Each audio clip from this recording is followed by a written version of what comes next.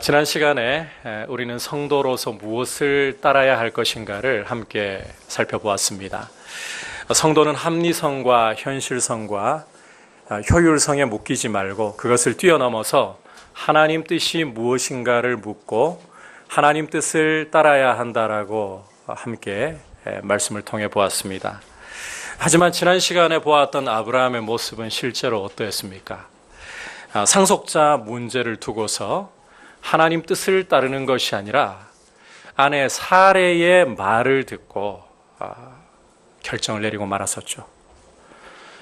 자신의 종을 첩으로 취해서 아들을 낳으라는 여종 사레의 아내 사레의 말을 듣고 아브라함은 결정을 내리고 말았습니다. 그 결과 아브라함 가정에는 크나큰 광풍이 한번 휩쓸고 지나갈 수밖에 없었습니다.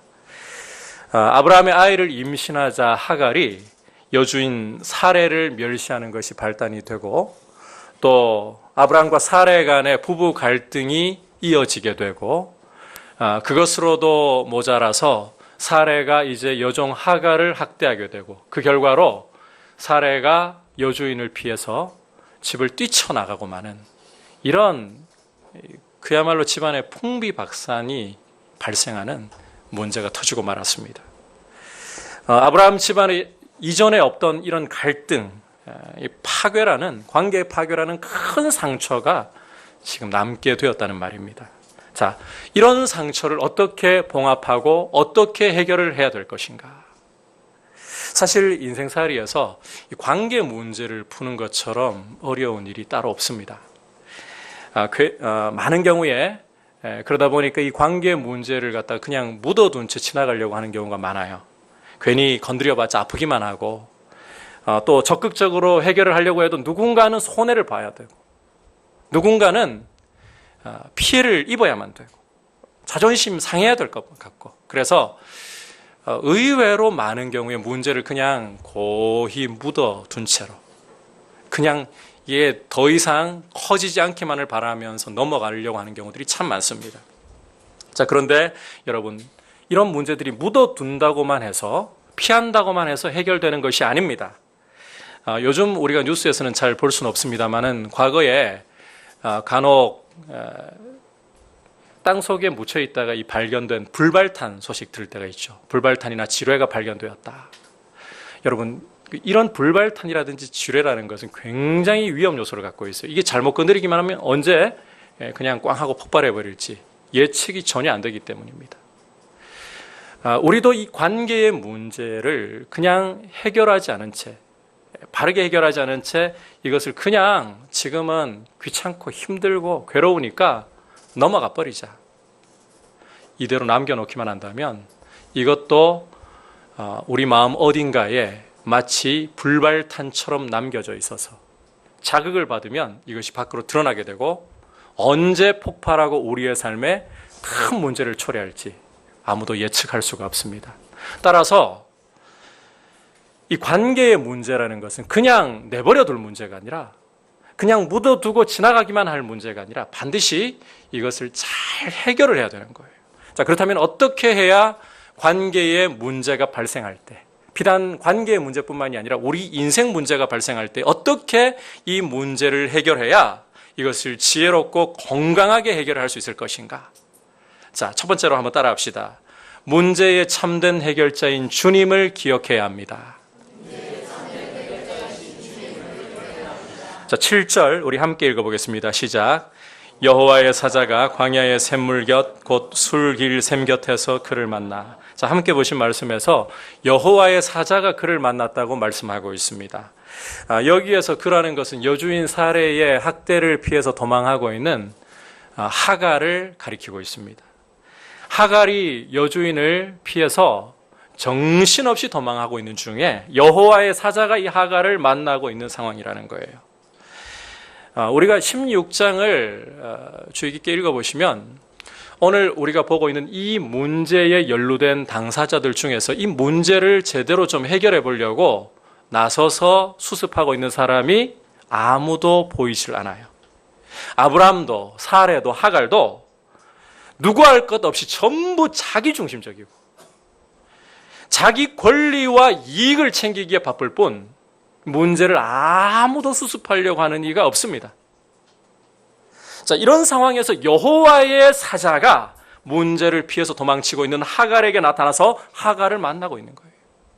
자, 주목할 것은 바로 이 순간부터, 여호와의 사자가 하갈을 만나기 시작하는 이 순간부터 아브라함 가정 문제가 해결되고 있다라는 것입니다. 자, 조금은 불편한 이야기가 될 수도 있을 것 같습니다만은 죄성을 가지고 있는 인간은 진정한 의미에서 근본적으로 문제 해결을 하려고도 하지 않고 할 능력도 없습니다. 무슨 소린가 싶죠. 왜 이렇게 인간에 대해서 폄하하고 그 가능성을, 능력을 일축해 버리냐 싶죠. 근데 여러분, 다시 한번 말씀드리는데, 죄성을 가지고 있는 인간은 어떤 문제가 발생할 때 이 문제를 참된 의미에서 근본적으로 해결하려고 하질 않아요. 할 수도 없고 하려고 하지도 않아요. 여러분, 해결을 한다고 한들 가만히 우리 자신을 돌아보면 자기 손해 안 보려고 하는 거, 자기 이익이나 명예훼손 안 되려고 하는 것, 이게 우리가 한다는 해결이지 실제 문제의 뿌리로 들어가서 그 문제를 근원부터 다루어서 해결하려고 하지 않습니다. 오늘 이 믿음의 가정인 아브라함 가정에서부터가 제대로 이 문제 못 다루고 있잖아요. 여러분, 문제를 바르게 진정으로 해결을 하려면 우리 인생을 창조하시고 우리에게 가장 좋은 것이 무엇인지를 아시고 주시는 하나님의 방법대로 해결해야 될 줄 믿습니다. 하지만 앞서 말씀드린 것처럼, 과연 하나님의 방법대로 이 문제를 해결하는 것이 우리 스스로 해낼 수 있는 일인가? 그렇지 않다는 거예요. 여러분, 이것 역시도 하나님께로부터 오는 것인 줄 믿습니다. 다시 말해서 하나님이 우리 문제 가운데 찾아와 주시고 우리 문제를 다루시기 시작할 때에 비로소 진정으로 문제 해결이 시작될 수가 있다는 거예요. 자, 그렇다면 하나님께서 우리 문제 가운데로 찾아오신다는 것이 구체적으로 무엇을 의미하는가? 오늘 하갈의 경우를 보니까 하나님이 이 문제 해결을 위해서 찾아와 주셨을 때 어떤 모습으로 찾아와 주셨습니까? 그냥 어떤 내적인 음성으로? 설교를 통해서? 아니죠. 직접 눈에 보이도록 나타나셨어요. 자, 그렇다면 하나님께서 우리 문제 가운데 찾아오실 때 이 하갈의 경우처럼 눈에 보이도록 직접 짠하고 우리에게 나타나 보여주셔야만, 아니면 우리 귀로 똑똑히 하나님의 음성을 육성으로 들을 수 있도록 그렇게 말씀을 해 주셔야만 진짜 하나님이 우리를 찾아오신 것이고 만나주시는 것인가? 그렇지 않다는 사실을 우리가 사도행전 2장 오순절 사건에서부터 확실하게 볼 수가 있습니다. 오순절 성령께서 제자들 위에 임하셨을 때에 제자들은 성령의 말하게 하심을 따라서 여러 지역의 방언으로 하나님의 큰 일을 말하기 시작했습니다. 자, 그때 이 예루살렘에 이 절기가 되어가지고 디아스포라 유대인들이 굉장히 많이 몰려와 있었는데요. 이 사람들이, 이 제자들이 성령께 붙잡혀서 방언으로 기도하는 소리를 듣고는 깜짝 놀라가지고 제자들이 있는 곳으로 몰려들기 시작했어요. 왜냐하면 이 사람들 갈릴리 촌놈들이에요. 그런데 이 갈릴리 촌놈들이 어디서 언어를 배운 일도 없는데 자기들이 난 곳 방언으로 이 각 지역의 언어들을 가지고서 유창하게 하나님의 큰 일을 선포하고 있단 말이에요. 자, 주목할 것은 이렇게 모여든 사람들에게 베드로가 성령의 충만함으로 그들의 죄를 지적하면서 설교를 합니다.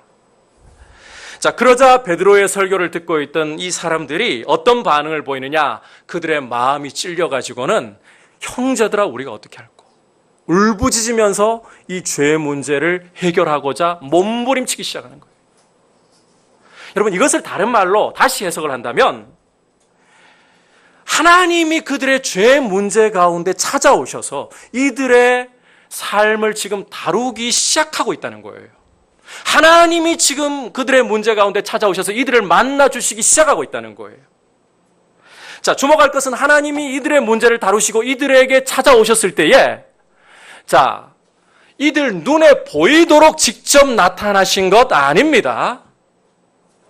또 이들에게 귀로 하나님 음성을 육성으로 들을 수 있도록 그렇게 말씀하신 것도 아닙니다. 자, 이들에게 주어진 것은, 그리고 그들의 가슴을 찌르고 있는 것은 능력으로 선포되는, 성령의 능력으로 선포되는 베드로의 설교일 뿐이었습니다. 그런데 바로 이 베드로의 설교를 통해서 여러분 잘 들으셔야 돼요. 하나님이 이 사람들의 죄 문제 가운데로 찾아오셨고 지금 이들을 다루기 시작하고 계신다는 거예요. 따라서 우리가 문제 가운데서 하나님을 만났다, 혹은 하나님이 우리를 만나주셨다 하는 것은 하나님이 직접 나타나셔가지고 우리를 만나주셨다. 눈으로 볼 수 있게 나타나셔서 만나주셨다. 귀로 음성을 들을 수 있도록 그렇게 우리에게 육성으로 말씀해 주셨다. 이런 뜻이 아닙니다. 오순절에서 보듯이 대부분이 이런 방식이에요. 하나님의 말씀을 읽고 묵상하거나 또 설교를 듣거나 믿음의 사람들과 교제를 나누는 중에 마음에 깊은 부담과 찔림이 와서 내 문제를 깨닫고 돌이켜 회개하고자 한다. 여러분, 이것이 바로 성령께서 일반적으로 우리의 문제를 다루시는 방법이고 주님이 우리 문제 가운데로 찾아오셔서 우리를 만나주시는 이런 일들을 여러분이 경험할 때에 주님을 지금 만나고 있구나, 이런 이야기를 할 수 있는 거예요.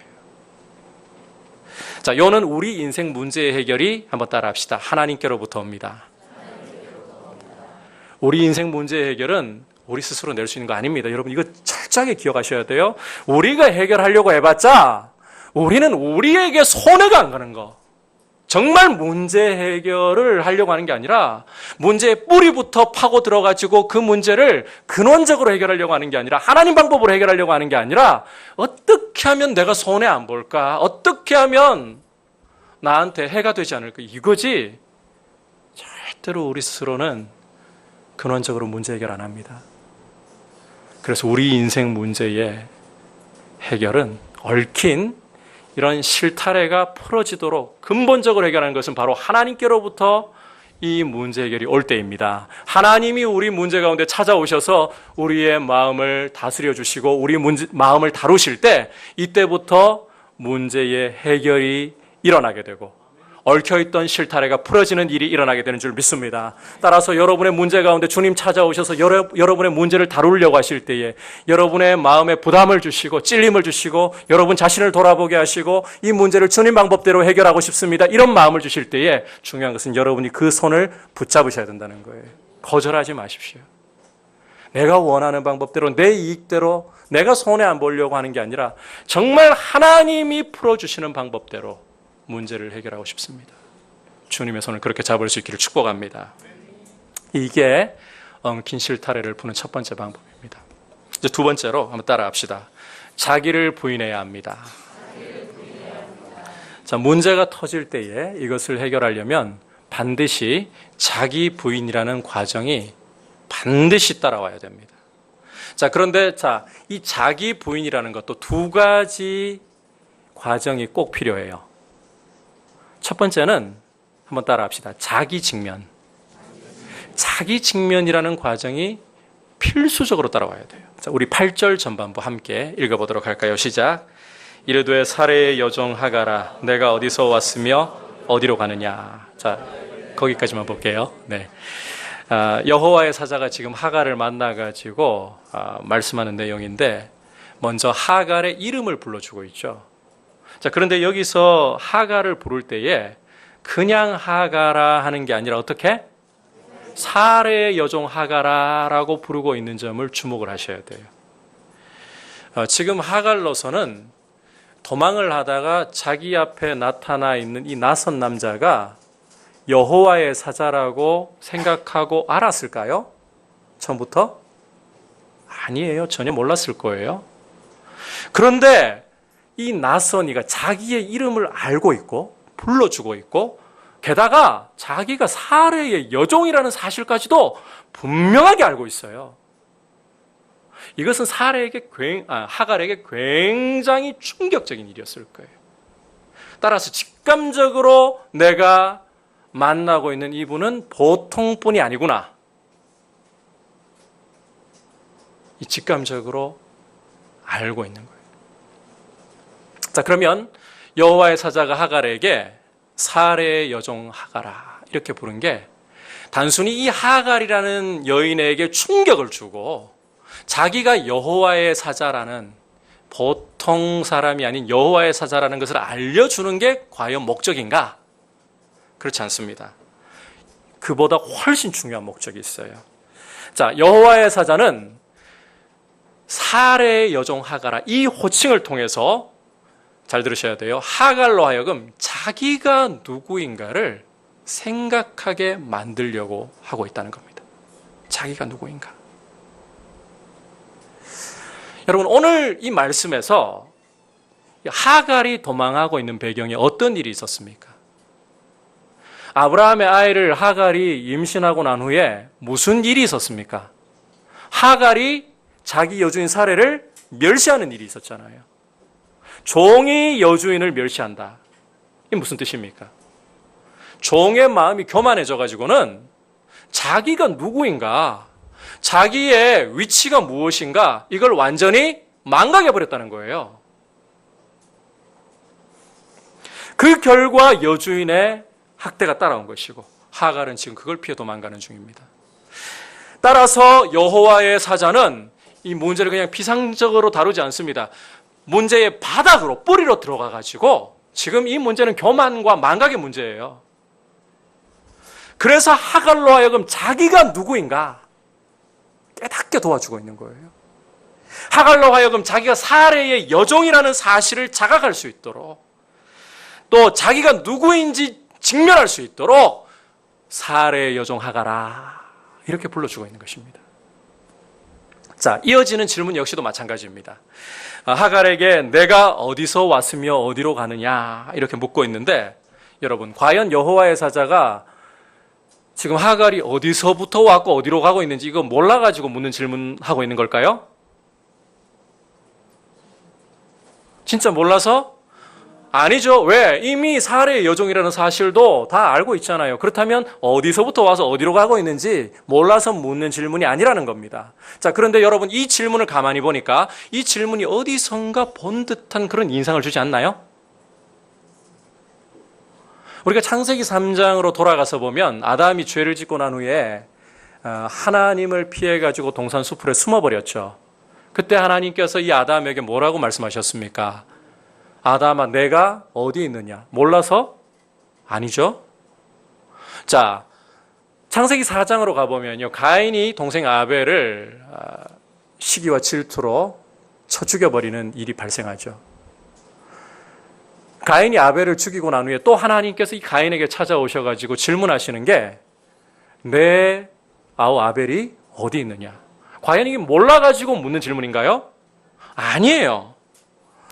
자, 하나님께서 이 가인에게나 아담에게 이런 질문을 던지신 것은 몰라서 물으시는 것이 아니라 그들로 하여금 자신이 현재 어떤 영적 상태 가운데 처해 있는가, 이걸 스스로 깨달으라고, 자기를 직면하라고 주시는 질문이에요.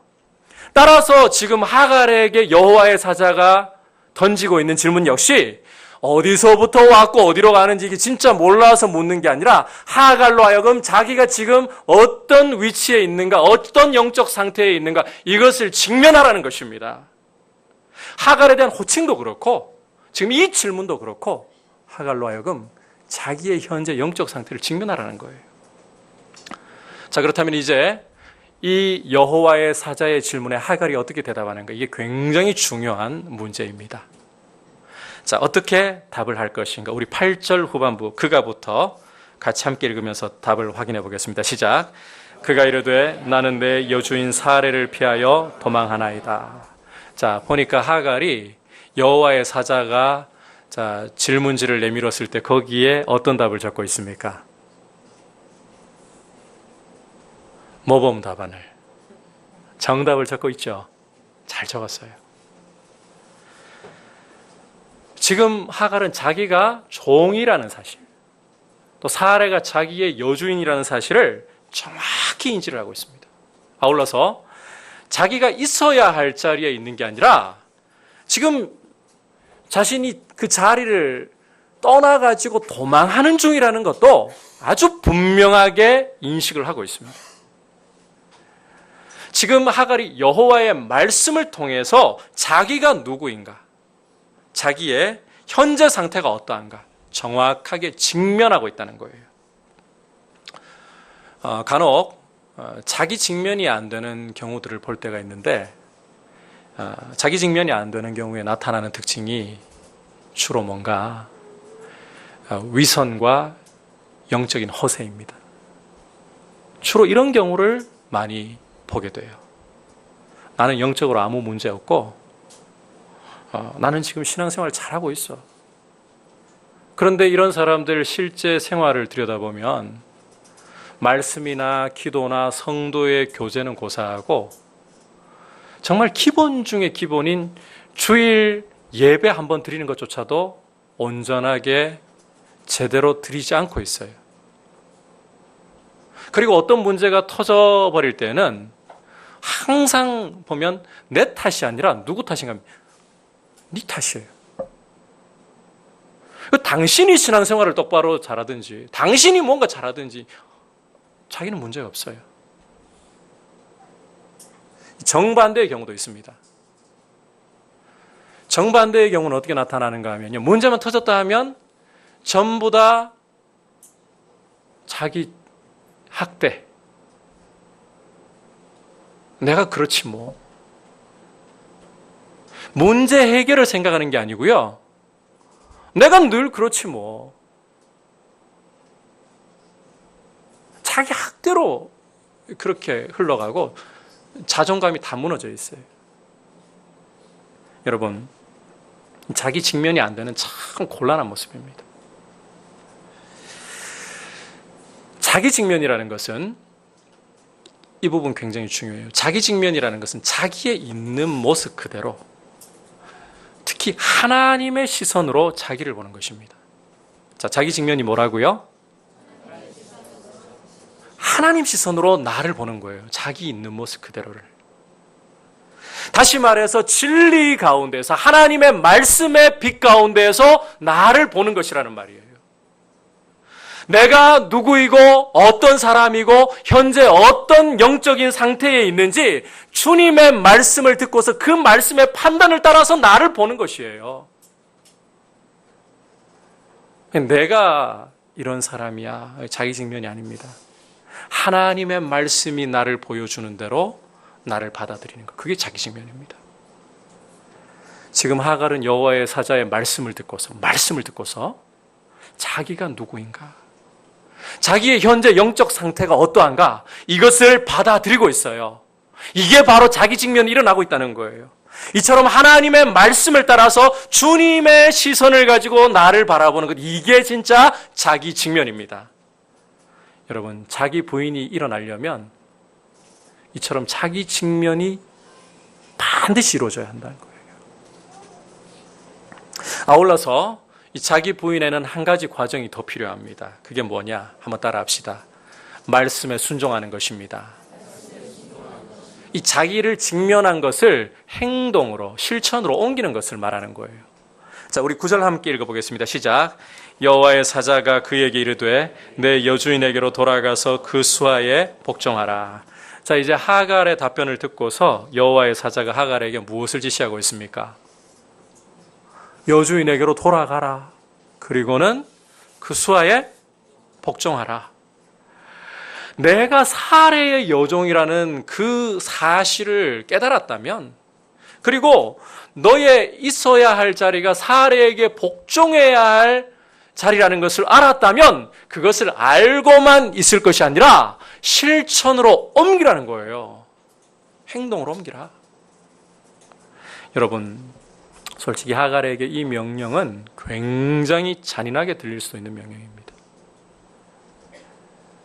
지금 하갈이 살해를 피해가지고 도망쳐 나온 건데, 아니, 다시 그 학대를 당할 수도 있는 그 자리로 돌아가라니요. 여러분, 누군들 이 명령 따르고 싶겠어요? 따라서 하갈로서는 이 명령을 들을 때에 그 순간 굉장히 마음이 어려울 수도 있어요. 자, 그런데 여호와의 사자는 바로 그 일을 요구하고 있습니다. 자, 그런데 따져보면 여호와의 사자가 지금 하갈에게 하고 있는 명령이 정확히 하갈에게 필요한 겁니다.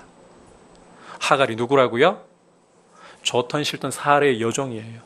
그리고 원래 하갈이 해야 할 일이 뭐라고요? 요 주인에게 복종하는 것입니다. 그런데 이것이 굉장히 불편한 일이기 때문에, 내가 도망쳐 나왔던 일이기 때문에 또다시 돌아가서 그 일을 하라. 자, 그렇기 때문에 이걸 거부해버린다. 도대체 무슨 말을 해도 저런 말을 하냐고 거부해버린다. 어떻게 되겠어요? 실제 이런 경우들이 종종 많이 일어나잖아요. 자, 하지만 이렇게 거부해버릴 경우에는 깨어진 관계는 결코 회복될 수 없고, 여러분, 시간 지나면 시간이 다 해결해 주겠지. 천만에요. 원수 지는 거는 수십 년 지나도 안 사라져요. 여러분, 멀리 볼 거 뭐 있나요? 우리 가슴 속에 최근 추석 전후해 가지고 나왔던 영화 중에 밀정 100만 넘었나요? 100만이란다. 1000만 넘었나요? 그 영화만 보면 뭐가 올라옵니까?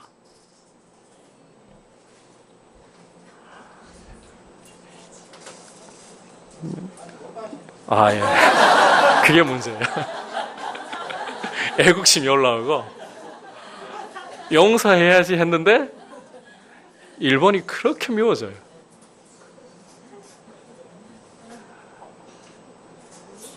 문제 해결 제대로 안 해두고 이게 불편하니까 이거 그냥 넘어가자.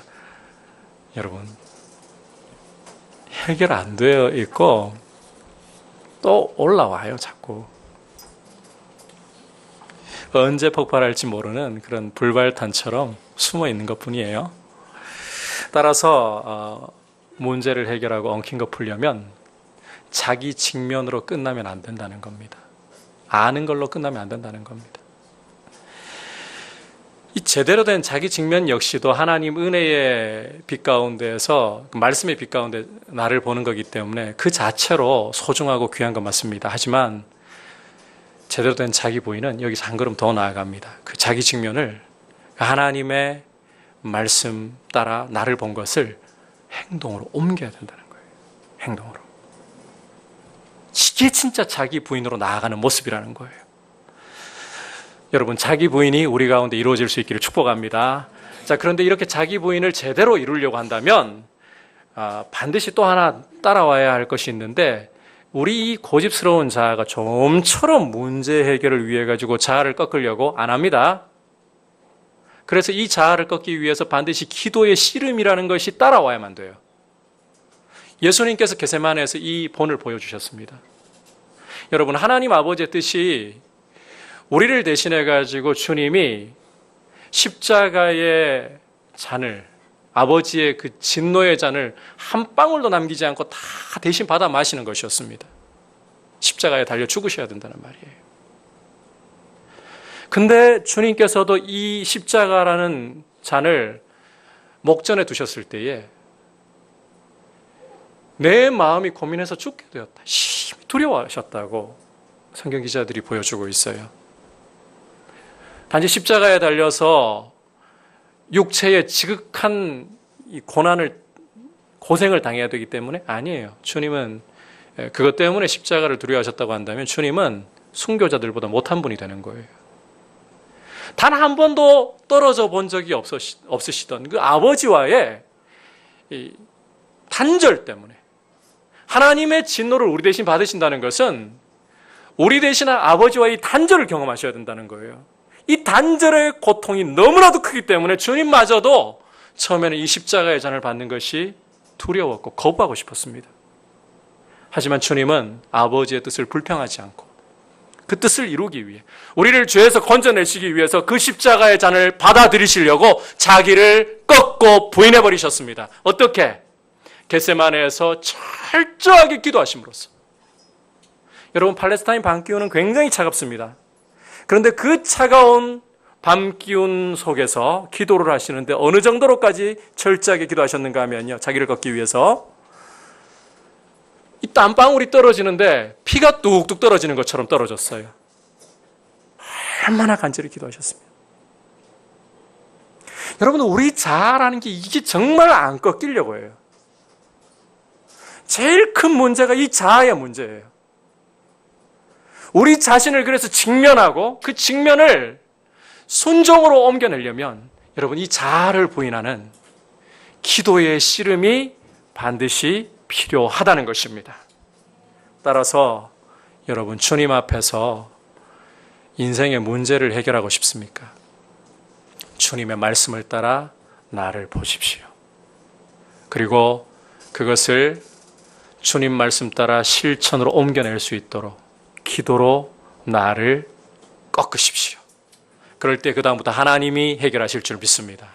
하나님께서 여러분의 얽혀있던 실타래를 풀어주시고 어떤 문제이든 그것은 이제 더 이상 크기가 중요하지 않습니다. 이 얼마나 꼬여있느냐 중요하지 않습니다. 하나님이 그때부터 일하시는 줄 믿습니다. 이 일을 경험할 수 있기를 주의 이름으로 축복합니다. 그래서 자기 부인이라는 것이 이 얽혀있는 실타래를 푸는 두 번째 방법이에요. 마지막으로 자, 따라하겠습니다. 하나님의 약속을 힘으로 삼고 인내해야 합니다. 자, 자기를 부인하고 순종하는 것은 단 한순간에 끝나는 일이 아니라 지속되어야 할 문제라는 것도 여러분 기억하셔야 돼요. 그냥 우리가 한번 자기 부인했으니까 됐어. 아니요. 계속 평생에 이어가야 돼요. 근데 중요한 거는 이걸 이어갈 힘이 나한테 있느냐는 겁니다. 여러분, 우리 자아는 자기 부인 지속적으로 할 수 없습니다. 힘이 없습니다. 따라서 위로부터 힘이 와야 돼요. 이 자아를 꺾어버리고 지속적으로 자기 부인을 통해서 하나님 뜻을 이루려고 하는 것은 위로부터 힘이 와야 되는 거예요. 하나님의 약속을 받아야 되는 거예요. 지금 하갈을 보면 그 사실을 분명히 알 수 있어요. 여러분, 지금 하갈이 이제 집으로 돌아가서 사레의 수하에서 사레에게 복종한다. 이거 그냥 돌아가는 걸로 능사가 아닙니다. 거기서 견뎌낼 힘이 있어야만 계속해서 그 자리에서 하나님 뜻을 이루어갈 수 있는 거예요. 그런데 하갈 스스로 이게 된다고요? 안 돼요. 그래서 힘이 주어지는데 그 힘이 바로 하나님 약속이에요. 우리 10절부터 12절까지 말씀 읽어보겠습니다. 시작. 여호와의 사자가 또 그에게 이르되 내가 내 씨를 크게 번성하여 그 수가 많아 셀 수 없게 하리라. 여호와의 사자가 또 그에게 이르되 내가 임신하였은즉 아들을 낳으리니 그 이름을 이스마엘이라 하라. 이는 여호와께서 내 고통을 들으셨음이니라. 그가 사람 중에 들나귀같이 되리니. 거기까지만 볼게요. 자, 지금 우리가 함께 읽은 것은 하갈에게 하나님께서 주시는 약속인데 하갈의 이 태중에 있는, 복중에 있는 아기에 대한 약속이죠. 하나님이 장차 태어날 아기를 번성하게 하시는데 수를 헤아릴 수 없을 정도로 많은 자손이 그 아기를 통해서 일어나게 될 것이다. 또 하나님이 하갈의 이 고통 소리를 들으셨다는 뜻으로 이 아이의 이름을 뭐라고 부르라고 하십니까? 이스마엘. 이스마엘이라는 뜻이 하나님이 들으셨다는 뜻이에요. 하나님이 들으셨다. 바로 이 약속이 하갈에게 큰 힘을 주고 하갈로 하여금 실제로 다시 그 자리로 돌아가서 견뎌낼 수 있는 힘을 주고 있어요. 우리 그 증거를 13절, 15절에서 한번 확인해 볼까요? 시작.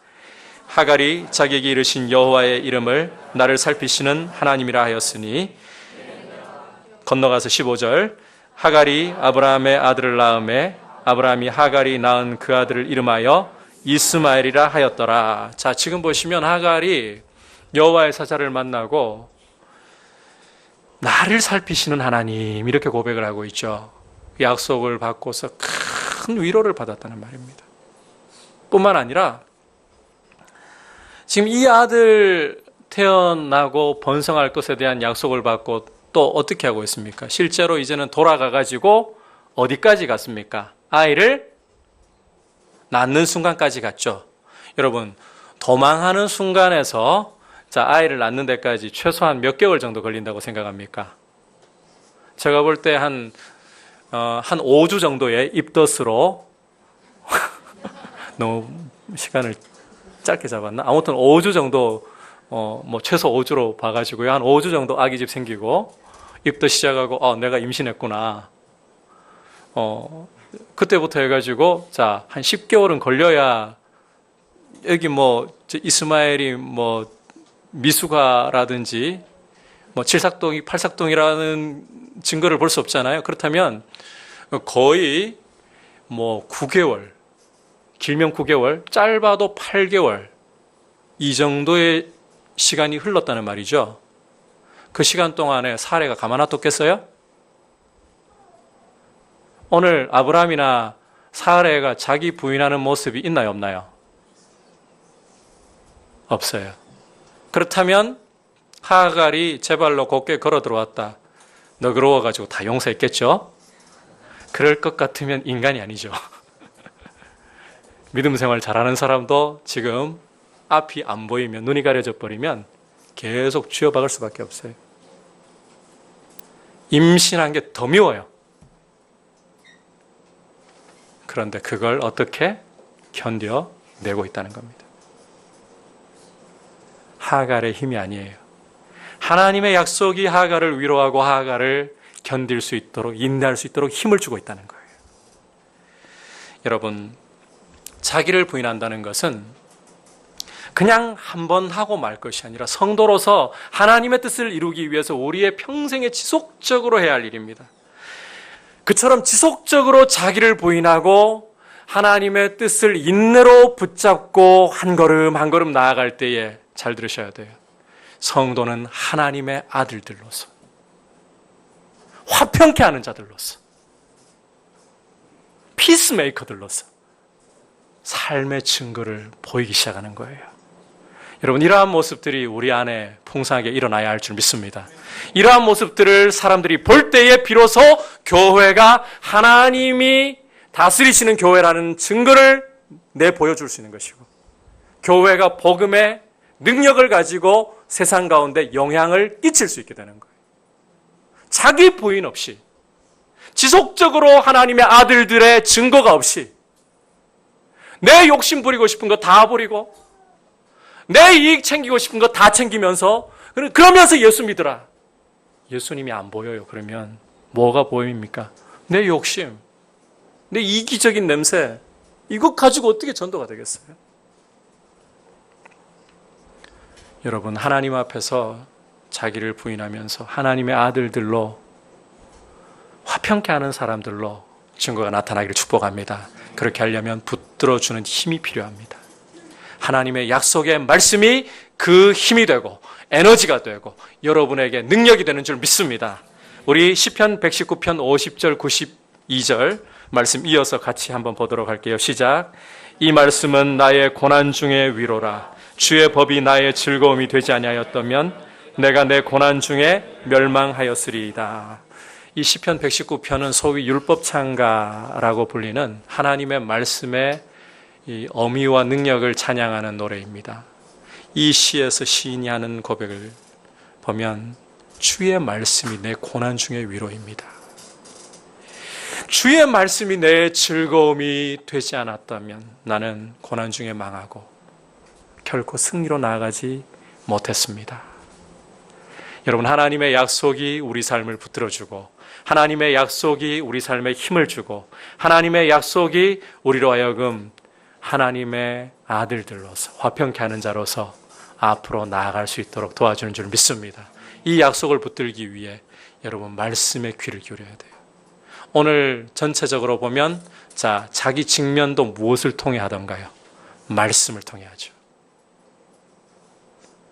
순종도 무엇이 주어졌던가요? 말씀이. 그리고 지속적으로 순종하며 자기를 부인하는 것도 무슨 힘으로? 말씀의 힘으로. 여러분, 이 말씀을, 이 약속을 성경 속에 주셨는데 우리 책임이에요. 그것을 붙들고 그 말씀을 통해 우리에게 주시는 약속을 붙드는 것은 우리 책임이에요. 약속을 받아 주님의 사람답게 살아가는 귀한 저 여러분 될 수 있기를 축복합니다. 오늘 하나님 말씀이 아닌 사례의 말에 귀를 기울였다가 아브라함 가정에 큰 광풍이 불어닥친 것, 그리고 중요한 것은 이 광풍이 불어닥쳤을 때 어떻게 이것을 해결해야 될 것인가 하는 것을 말씀을 통해 보았습니다. 여러분, 사람 스스로는 이 문제를 근본적으로 해결한다, 못한다? 못해요. 사람 스스로 문제 풀려고 하는 것은 잘해봐야 자기 이익, 자기 손에 안 가는 것, 그게 전부일 뿐입니다. 그래서 근본적으로 하나님 뜻대로 문제를 해결하려면 첫 번째 어떻게 해야 된다고요? 이 문제 해결자가 누구시다? 하나님이시다는 사실을 꼭 기억해야 됩니다. 말씀 가운데 여러분에게 찔림을 주시고 회개해야 한다는 거룩한 부담을 주시고 주님이 여러분에게 찾아오신 겁니다. 그 손을 잡으십시오. 두 번째 어떻게 해야 된다고요? 자기를 부인해야 합니다. 그러려면 두 가지. 자, 첫 번째 뭐예요? 자기 직면, 말씀 따라서 자기를 봐야 돼요. 그리고 그 자기 직면한 것을 어떻게? 순종으로 옮겨야 돼요. 그렇게 하기 위해서 기도해야 되고. 마지막으로, 자, 이 자기 부인을 통해서 계속 하나님의 뜻을 이루어가는 것은 무엇의 힘으로? 하나님의 약속의 힘으로.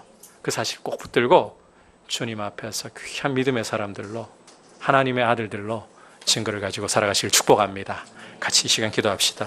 이 시간 기도할 때에 주님, 내 인생의 문제들 가운데 나는 스스로 해결할 능력이 없습니다. 하나님의 방법대로 정말 뿌리에서부터 문제를 해결할 수 있는 것은 하나님이 내 문제 가운데 찾아오셔야 되는 일입니다. 말씀의 빛 가운데 나를 찾아오셔서 나를 보게 하실 때에 주님, 내가 주님의 그 말씀대로 나를 받아들이고 나를 부인하면서 순종으로, 그리고 주의 약속 따라서 새 힘을 얻어 일어설 수 있는 축복의 사람 되도록 주님 이끌어 주시옵소서. 우리 같이 합심해서 한번 결단하며 기도하겠습니다. 하나님 아버지,